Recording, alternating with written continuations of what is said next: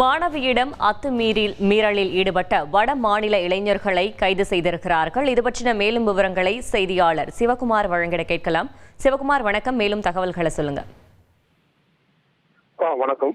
கேரள மாநிலம் கோழிக்கோடு மாவட்டம் சாலப்புற பகுதியில் கடந்த திங்கட்கிழமை இரவு சிறப்பு வகுப்புக்காக சென்றுவிட்டு குறுகிய சாலையில் நடந்து வந்த மாணவியை இரு வாலிபர்கள் தடுத்து நிறுத்தி பலாத்காரம் செய்ய முயற்சித்துள்ளனர். அப்போது மாணவி கூற்றிடவே வாலிபர் தப்பி ஓடிவிடும். மாணவியும் அங்கிருந்து தப்பி வீட்டுக்கு சென்றுள்ளார்.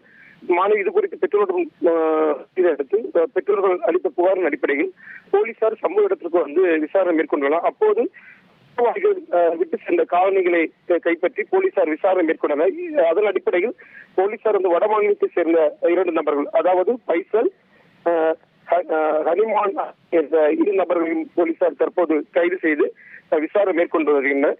இந்த சூழ்நிலையில் முயற்சி செய்யப்பட்ட பகுதியில் அந்த கேமரா, அதாவது சிசிடிவி கேமரா காட்சியில் பதிவாகியுள்ளது. மாணவி தப்பி ஓடும் கூச்சலிட்டு ஓடும் சிசிடிவி காட்சியில் பதிவாகியுள்ளது. தற்போது இந்த வீடியோ வெளியாகி சமூகங்களின் வெளியாகி பெரும் பரபரப்பை ஏற்படுத்தியுள்ளது.